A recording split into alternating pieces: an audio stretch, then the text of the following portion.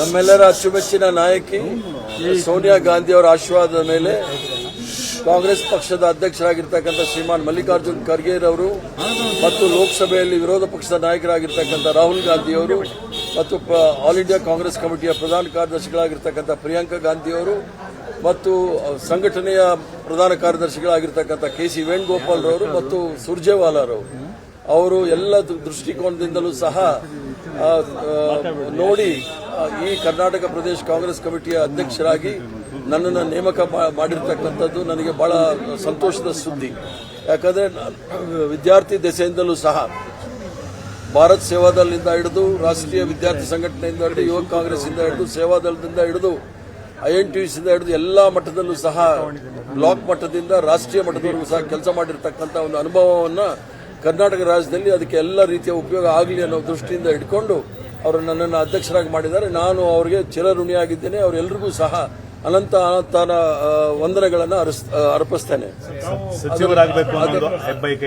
ನಾನು ಯಾವತ್ತೂ ಸಹ ಸಚಿವ ಸ್ಥಾನಕ್ಕೆ ಹೋಗ್ಬೇಕು ಅಂತ ಹೇಳಿಲ್ಲ. ನೀವು ಓದ್ಸಲಿ ನನ್ನೆಲ್ಲ ಟಿವಿ ಚಾನೆಲ್ಗಳಲ್ಲಿ ಅದರಲ್ಲೂ ಸಹ ಇರ್ಷಾದ್ ಅಂತ ಹೇಳಿ ಒಬ್ಬರು ನನ್ನ ಇಂಟರ್ವ್ಯೂ ಮಾಡಿದ್ದು ಅದ್ರಲ್ಲಿ ಬಹಳ ಸ್ಪಷ್ಟವಾಗಿ ಹೇಳಿದ್ದಾರೆ. ನಾನು ಅಧಿಕಾರಕ್ಕೆ ಇರ್ತಕ್ಕಂಥವನಲ್ಲ, ನಾನು ಕಾಂಗ್ರೆಸ್ ಪಕ್ಷದ ಒಂದು ಸಿಪಾಯಿ, ಕಾಂಗ್ರೆಸ್ ಪಕ್ಷದ ಒಂದು ಕಟ್ಟಾಳು ಮತ್ತು ಅದರ ಕಾರ್ಯಕರ್ತನಾಗಿ ಕಾಂಗ್ರೆಸ್ ಪಕ್ಷದ ತತ್ವ ಸಿದ್ಧಾಂತ ಮತ್ತು ಸಂವಿಧಾನ ಮತ್ತು ಏನು ನಮ್ಮ ಪೂರ್ವಜರು ಮಹಾತ್ಮ ಗಾಂಧಿ ಅವರಿಂದ ಹಿಡಿದು ಪಂಡಿತ್ ಜವಾಹರ್ಲಾಲ್ ನೆಹರು ಅವರಿಂದ ಹಿಡಿದು ಸರ್ದಾರ್ ವಲ್ಲಭಾಯ್ ಪಟೇಲಿಂದ ಹಿಡಿದು ಮೌಲಾನಾ ಅಬ್ದುಲ್ ಕಲಾಂ ಆಜಾದ್ನಿಂದ ಹಿಡಿದು ಎಲ್ಲರೂ ಸುಭಾಷ್ ಚಂದ್ರ ಬೋಸ್ರವರು ಎಲ್ಲರೂ ಸಹ ಈ ರಾಷ್ಟ್ರಕ್ಕೆ ಕೊಟ್ಟಿರ್ತಕ್ಕಂಥ ಕೊಡುಗೆ ಇದನ್ನ ಕಾಪಾಡಿಕೊಂಡು ಹೋಗ್ತಕ್ಕಂಥ ಜವಾಬ್ದಾರಿ ನನ್ನ ಮೇಲಿದೆ.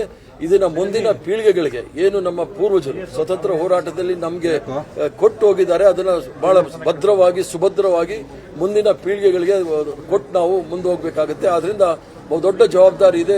ಏನು ರಾಷ್ಟ್ರ ಕವಲು ದಾರಿಯಲ್ಲಿರೋ ಸಂದರ್ಭದಲ್ಲಿ ಏನು ನಮ್ಮ ಪೂರ್ವಜರು ಈ ರಾಷ್ಟ್ರಕ್ಕೆ ಮತ್ತು ಈ ಜನಸಾಮಾನ್ಯರಿಗೆ ಭಾರತದ ಪರಿಕಲ್ಪನೆಯನ್ನು ಕೊಟ್ಟಿದ್ರೆ ಅದನ್ನ ಬಹಳ ಸುಭದ್ರವಾಗಿ ಅದನ್ನ ಮುಂದಿನ ಪೀಳಿಗೆ ಕೊಡ್ತಕ್ಕಂಥ ಜವಾಬ್ದಾರಿ ನಮ್ಮ ಮುಂದೆ ಇದೆ. ಪರೋಕ್ಷವಾಗಿ ನಿಮ್ಮನ್ನ ಓಬಿಸಿ ಅನ್ನೋ ಕಾಂಬಿನೇಷನ್ ಈಗ ನೀವು ಡಿ.ಕೆ. ಶಿವಕುಮಾರ್ ಮತ್ತೆ ನೀವು ಒಂದ್ ರೀತಿ ಜೋಡೆತ್ತಿನ ತರ ನೋಡಿ, ನಾನು ಹಿಂದುಳಿದ ವರ್ಗದವನು ಮುಂದುಳಿದವನು ಅಂತ ನಾನು ಬಹಳಷ್ಟು ಮುಂದುವರೆದವ್ರಕ್ಕಿಂತ ಮುಂದುವರೆದಿರತಕ್ಕಂಥವನು. ನಾನು ಕಾಂಗ್ರೆಸ್ ಪಕ್ಷದ ಸಿಪಾಯಿ.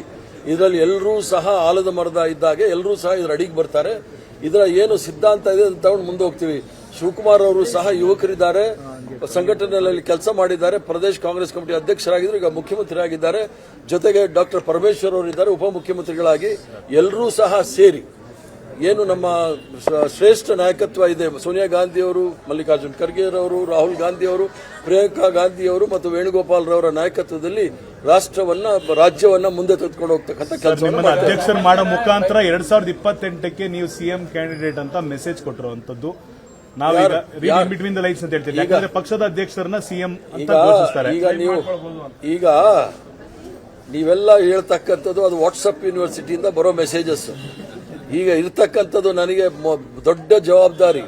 ಅದನ್ನೇ ಹೇಳಿದ್ದು, ರಾಷ್ಟ್ರ ಕವಲು ದಾರಿಯಲ್ಲಿ ನಿಂತಿರುವಾಗ ಸಂವಿಧಾನಿಕ ಸಂಘಗಳನ್ನು ಸಂಸ್ಥೆಗಳನ್ನು ದುರುಪಯೋಗ ಪಡಿಸಿಕೊಂಡು SIR ಮೂಲಕ CAA ಮೂಲಕ ನೈಜ ಮತದಾರರನ್ನ ಅವರನ್ನ ಪದಚ್ಯುತಿಗೊಳಿಸ್ತಕ್ಕಂಥ ಕೆಲಸವನ್ನು ಮಾಡ್ತಾ ಇದ್ದಾರೆ. ಇದರ ವಿರುದ್ಧ ಹೋರಾಟ ಮಾಡಬೇಕಾಗುತ್ತೆ. ಭಾರತದ ಪರಿಕಲ್ಪನೆ 1947ನೇ ಇಸ್ವಿಯಿಂದ ಪ್ರಾರಂಭ ಆಗಿರ್ತಕ್ಕಂಥದ್ದು. ಇದನ್ನು ಭದ್ರವಾಗಿ ಕಾಪಾಡಬೇಕಾದ್ರೆ ಎಲ್ಲ ಧರ್ಮ ಜಾತಿ ಭಾಷೆಗಳನ್ನೆಲ್ಲ ಒಟ್ಟಿಗೆ ತೆಗೆದುಕೊಂಡು ಹೋಗಬೇಕಾಗುತ್ತೆ. ಅದರ ವಿರುದ್ಧ ಷಡ್ಯಂತ್ರ ಇರೋರನ್ನ ಹೋರಾಟ ಮಾಡಬೇಕಾಗಿದೆ ವಿನಃ ಅಧಿಕಾರ ಮತ್ತು ಪದವಿ ಬಹಳ ಮುಖ್ಯ ಅಲ್ಲ. ಕಾಂಗ್ರೆಸ್ ಪಕ್ಷದ ಸಿದ್ಧಾಂತ, ಕಾಂಗ್ರೆಸ್ ಪಕ್ಷ ಏನು ನಂಬಿಕೆ ಇಟ್ಕೊಂಡಿದೆ ಸಂವಿಧಾನದಲ್ಲಿ, ಇದನ್ನ ತಗೊಂಡು ನಾವು ಮುಂದೆ ಹೋಗಬೇಕು. ಮತ್ತೆ ಮಹಾತ್ಮ ಗಾಂಧಿ ಅವರ ಸರ್ವ ಧರ್ಮ ಸಮಭಾವ ಅದನ್ನ ಮುಂದುವರಿಸಿಕೊಂಡು ನಾವು ಹೋಗ್ಬೇಕಾಗುತ್ತೆ.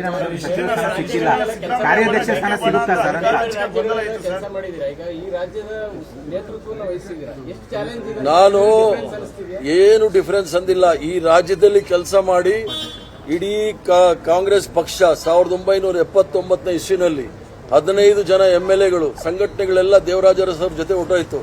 ಆ ಕಾಲದಿಂದ ನಾನು ಕಾಂಗ್ರೆಸ್ ಪಕ್ಷ ಕಟ್ಟಿರೋನು. ಆದ್ರಿಂದ ಇಲ್ಲಿ ಕಟ್ಟಿ ಇದರ ಅನುಭವವನ್ನು ನಾನು ರಾಷ್ಟ್ರ ಮಟ್ಟಕ್ಕೆ ತೆಗೆದುಕೊಂಡು ಹೋಗಿರೋವನೇ ವಿನಃ ರಾಷ್ಟ್ರ ಮಟ್ಟದ ಅನುಭವ, ಅದರಲ್ಲೂ ಸಹ ಗುಜರಾತ್ ಅನುಭವ ಮಾಡೆಲ್ ಇಲ್ಲಿ ಬೇಕಾಗಿಲ್ಲ. ಕರ್ನಾಟಕ ರಾಜ್ಯದ ಮಾಡೆಲ್ ಬಗ್ಗೆ ನನಗೆ ಹೆಮ್ಮೆ ಇದೆ. ಇದನ್ನ ನಾನು ಪ್ರಯತ್ನ ಮಾಡ್ತೀನಿ, ಇಡೀ ರಾಷ್ಟ್ರಕ್ಕೆ ಅದನ್ನು ಹರಡಿಸಲಿಕ್ಕೆ ಪ್ರಯತ್ನ ಮಾಡ್ತೀನಿ. ಸಚಿವ ಸ್ಥಾನ ಯಾರ್ಯಾರಿಗೆ ಸಿಕ್ಕಿಲ್ವೋ, ಹಿರಿಯರು ಯಾರ್ಯಾರಿಗೆ ಸಚಿವ ಸ್ಥಾನ ಸಿಕ್ಕಿಲ್ವೋ ಅವ್ರನ್ನೆಲ್ಲರಿಗೂ ಕೂಡ ಪಕ್ಷ ಸಂಘಟನೆ ಜೋಡಿಸ್ಕೊತೀರಾ? ಎಲ್ಲರೂ ಸಹ ನಾನು ಎಲ್ಲರಲ್ಲೂ ಸಹ ಕಳಕಳಿಯ ಪ್ರಾರ್ಥನೆ ಇದು. ಎಲ್ಲರೂ ಸಹ ಯಾರು ಸರ್ಕಾರದಲ್ಲಿ ಬೇರೆ ಬೇರೆ ಕೆಲಸ ಮಾಡಿದ್ದೀರಿ ನೀವೆಲ್ಲರೂ ಸಹ, ಯಾಕಂದ್ರೆ ನಮ್ಮ ಹೋರಾಟ ಮಾಡ್ತಕ್ಕಂಥದ್ದು ರಾಹುಲ್ ಗಾಂಧಿ ಅವರು ಹೋರಾಟ ಮಾಡ್ತಾ ಇದ್ದಾರೆ, ಮಲ್ಲಿಕಾರ್ಜುನ್ ಖರ್ಗೆ ಸಾಹೇಬರು ಮಾಡ್ತಾ ಇದ್ದಾರೆ, ಸೋನಿಯಾ ಗಾಂಧಿ ಅವರು ಮಾಡ್ತಾ ಇದ್ದಾರೆ, ಪ್ರಿಯಾಂಕಾ ಗಾಂಧಿ ಅವರು ಮಾಡ್ತಾ ಇದ್ದಾರೆ. ನಮ್ಮ ಹೋರಾಟವನ್ನು ಅವ್ರು ಮಾಡುವಾಗ ಅವ್ರಿಗೆ ನಾವು ಶಕ್ತಿ ತುಂಬಬೇಕಾದ್ರೆ ನಾವು ಸಹ ರಸ್ತೆಗಿಳಿದು ಹೋರಾಟ ಮಾಡಬೇಕು. ಯಾರ್ಯಾರಿಗೆ ಅಧಿಕಾರ ಬೇಕು, ಸ್ಥಾನಮಾನ ಬೇಕು, ಅವರೆಲ್ಲ DK ಶಿವಕುಮಾರ್ ಅವ್ರ ಜೊತೆಗೆ ಹೋಗಿ ಯಾರು ಕಾಂಗ್ರೆಸ್ ಪಕ್ಷವನ್ನ ಸದೃಢವಾಗಿ ಬೆಳೆಸಬೇಕು, ಸೋನಿಯಾ ಗಾಂಧಿ ಅವರ ಕೈ ಬಲಪಡಿಸಬೇಕು, ಖರ್ಗೆ ಅವರ ಕೈ ಬಲಪಡಿಸಬೇಕು, ಅವರೆಲ್ಲರೂ ಸಹ ನನ್ನ ಜೊತೆ ಬನ್ನಿ ಅಂತ ಇಷ್ಟೇ ನಾನು ಹೇಳೋದೇ ವಿನಃ ಇದರಲ್ಲಿ ಯಾವುದೇ ಬಣ್ಣ ಇಲ್ಲ. ಇದರಲ್ಲಿ ಇರ್ತಕ್ಕಂಥದ್ದು ಸಂಘಟನೆಯ ಮತ್ತು ಸರ್ಕಾರದ ಈ ಎರಡನ್ನು ಸಹ ಹಂಚಿಕೊಂಡು ಮುಂದೆ ಹೋಗ್ತಾ ಇರ್ತೀವಿ. ಕೆಪಿಸಿಸಿ ಸಾರಥ್ಯ ವಹಿಸಕ್ಕೆ ಕೆಲವರು ಇಂಡೇಟ್ ಆಗ್ತಾರೆ, ಎಲ್ಲ ಕ್ಯಾಬಿನೆಟ್ ಒಳಗೆ ಇರಬೇಕು ಅಂತ ಬಯಸ್ತಾರೆ. ಕೆಲವರು ಟ್ರೈ ಮಾಡಿದ್ರು ಆಗಿಲ್ಲ ಅಂತ, ಅಂತವ್ರೆಲ್ಲ ಹೇಗೆ ವಿಶ್ವಾಸಕ್ಕೆ ತೆಗೆದುಕೊಳ್ತೀವಿ? ನಾನು ನನ್ನ ಪೂರ್ವಜರು ಮಾಡಿರ್ತಕ್ಕಂಥ ಪುಣ್ಯ ಈ ಒಂದು ಅವಕಾಶ, ಒಂದು ಪವಿತ್ರವಾದ ಪಕ್ಷ ಕಾಂಗ್ರೆಸ್ ಪಕ್ಷ. ಯಾಕಂದ್ರೆ ಸಹಸ್ರಾರು ಜನ ಪ್ರಾಣಾರ್ಪಣೆ ಮಾಡಿ, ಲಕ್ಷಾಂತರ ಜನ ತ್ಯಾಗ ಮಾಡಿ ಈ ಕಾಂಗ್ರೆಸ್ ಪಕ್ಷವನ್ನು ಸ್ಥಾಪನೆ ಮಾಡಿದ್ದಾರೆ. ಈ ಒಂದು ಪವಿತ್ರವಾದ ಸಂಘಟನೆಯನ್ನ ಆದಷ್ಟು ಪವಿತ್ರವಾಗಿ ಮುಂದೆ ತೆಗೆದುಕೊಂಡು ಹೋಗ್ತಕ್ಕಂಥ ಶತಪ್ರಯತ್ನವನ್ನು ಮಾಡ್ತೇನೆ. ಎಲ್ಲ ಕಾರ್ಯಕರ್ತರಿಗೂ ಸಹ ಭರವಸೆ ಕೊಡ್ತೇನೆ, ನಾನು ಅವ್ರ ಜೊತೆ ಇದ್ದೀನಿ, ಅವ್ರಿಗೆ ಏನೇ ಆದ್ರೂ ಸಹ ಅವ್ರ ಜೊತೆ ಇದ್ದೀನಿ ಅಂತ ಹೇಳಿಕೆ ಇಚ್ಛೆ ಪಡ್ತೇನೆ. ಪದಾಧಿಕಾರಿಗಳನ್ನೆಲ್ಲ ನೇಮಕ ಮಾಡಬೇಕು, ಅದು ಯಾವಾಗ ಪ್ರಕ್ರಿಯೆಗಳಾಗುತ್ತೆ? ಅವೆಲ್ಲ ಶುರು ಆಗುತ್ತೆ, ಪದಾಧಿಕಾರಿಗಳು ಮಾಡಬೇಕಾಗುತ್ತೆ. ಮತ್ತು ಈಗ ಪ್ರಸ್ತುತ ನಮಗಿರ್ತಕ್ಕಂಥದ್ದು ಕರ್ನಾಟಕ ರಾಜ್ಯದಲ್ಲಿ SIR ತಂದು ಒಂದು ನೈಜ ಮತದಾರರನ್ನ ಮತದಾರರ ಪಟ್ಟಿಯಿಂದ ಕತ್ತರಿ ಹಾಕ್ಲಿಕ್ಕೆ ಪ್ರಯತ್ನ ಮಾಡ್ತಾ ಇದ್ದಾರೆ. ಅದರ ವಿರುದ್ಧ ಹೋರಾಟ ಮಾಡಬೇಕು.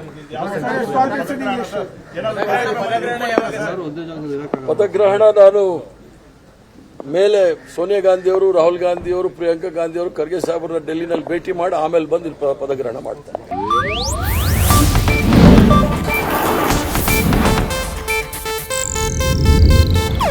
ಇದು ಏಷ್ಯಾನೆಟ್ ನ್ಯೂಸ್ ನೆಟ್ವರ್ಕ್ ಪ್ರಸ್ತುತಿ.